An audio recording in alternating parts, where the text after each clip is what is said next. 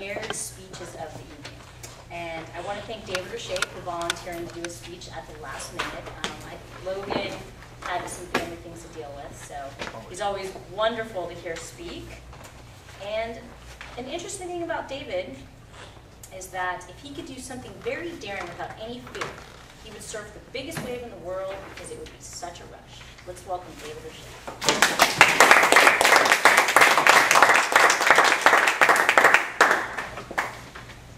Thanks for not saying some of those other answers. The censored one?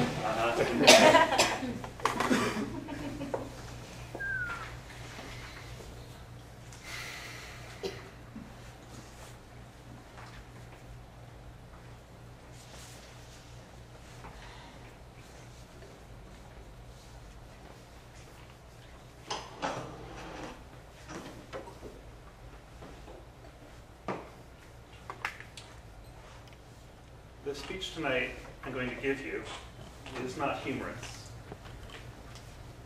There's no magic in it. There are no heroes. But it is a personal story, and this project is Make It Personal.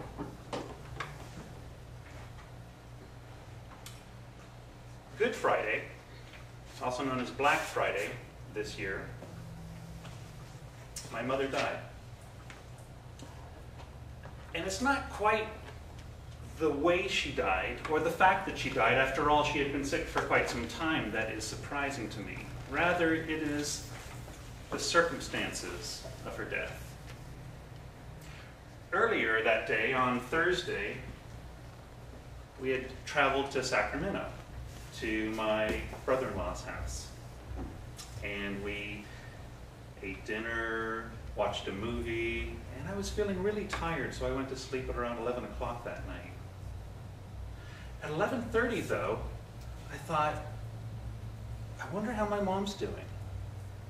And I got up out of bed, and I went to my cell phone, and I'd seen that my sister had called me.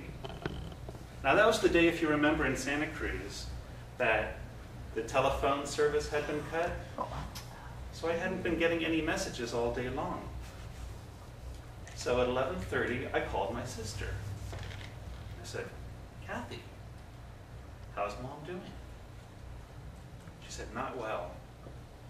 The doctors were really surprised at how badly she's actually doing. They give her 24 to 48 hours left to live.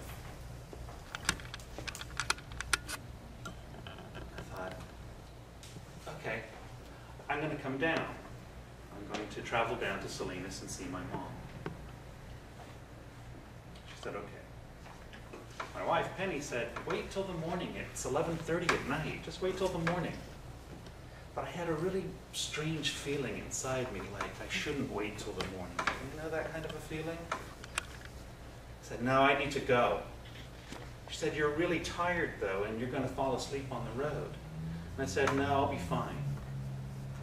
So I left Sacramento and traveled 3.5 hours to Salinas. I got to Salinas, to the Windsor Gardens, the nursing home that she had been staying at just recently after being let out of the hospital. And there was a glass door in the front, and it's 10 to 3 in the morning, and there's no one anywhere around, even though it's a busy street. And through the glass door, I can see doors and a dark hallway and a nurse's station halfway down, but no one was there. So I rap on the glass, and no one comes. And I'm thinking, oh boy, I wonder if visiting hours are over. And I rap on the glass again, and I'm wondering, I wonder if there are visiting hours, if it's inappropriate to just show up in the middle of the night, even when your mother might be dying. And no one came. And now I'm thinking feeling kind of awkward, because it is 3 o'clock in the morning in the middle of Salinas, and they don't know who I am. And I think, I'll just come back in the morning. So I go to my car, and I get in it, and I drive out to the street, and then I turn around, and go back into the parking lot to see around the back. Is anyone there? No.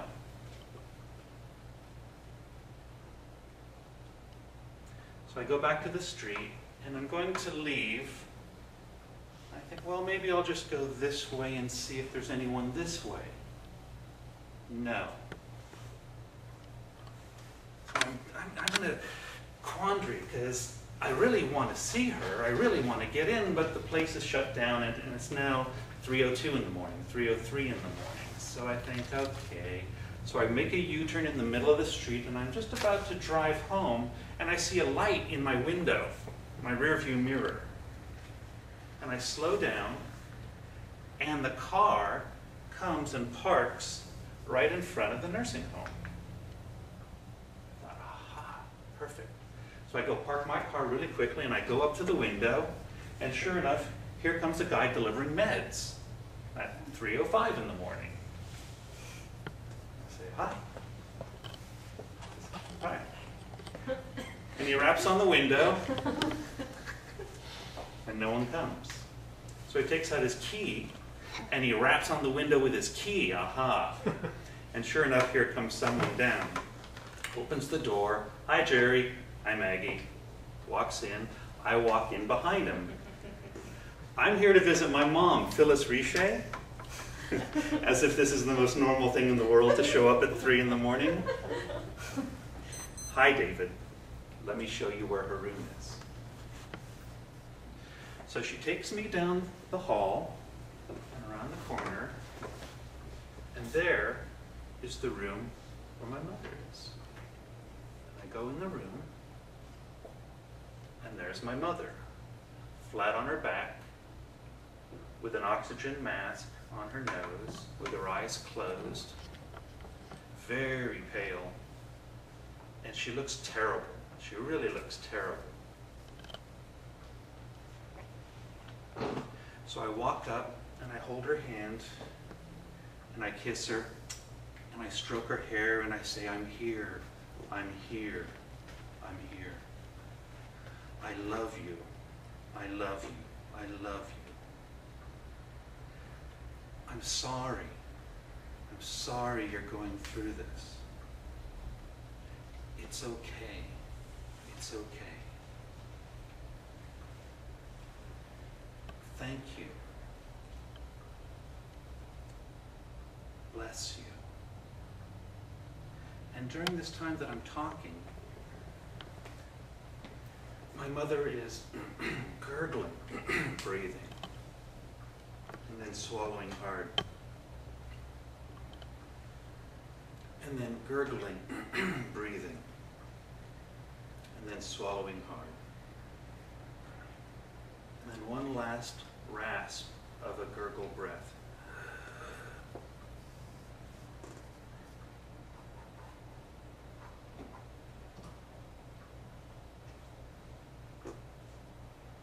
And that's when she died. And I got a chair, and I sat down next to her, and I held her hand for the next hour and a half or so. And I sang her the songs that I used to sing to get me out of trouble, and when I was a kid in high school and junior high school. And I pictured her in my mind, and I picture her seeing my dad and her parents and her cousin. And I felt her presence. And I thought to myself,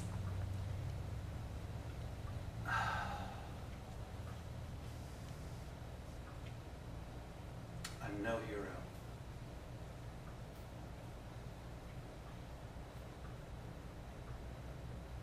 And I felt guilty that I couldn't be there earlier.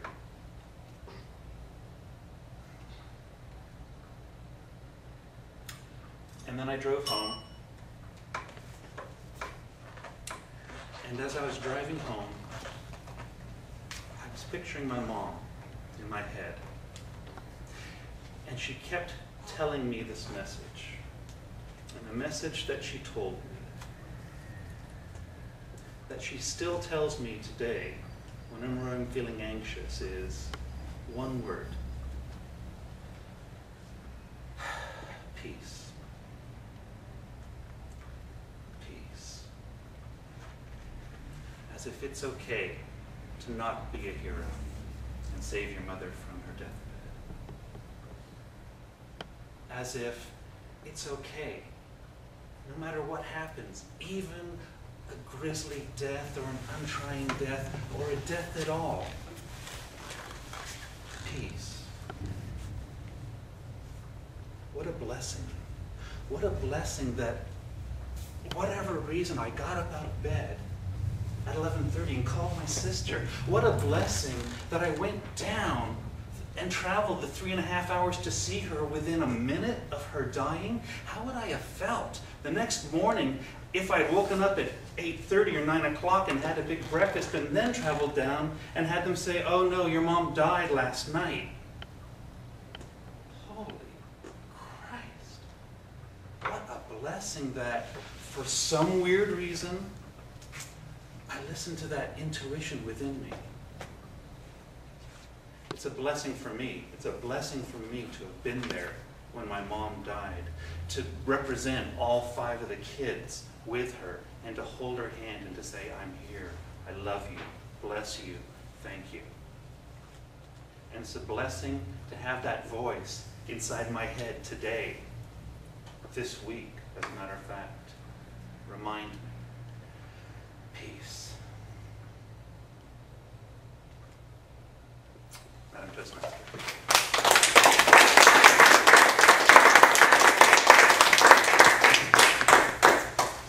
If we could just take a few moments and write David some comments about his speech, that would be fantastic. For our guests, we do that right on top of our ballot forms. If you guys want to, just tell David, what you thought. I just want to thank you for sharing that with us. It's really, I think, one of the hardest things as a speaker is to give a personal story.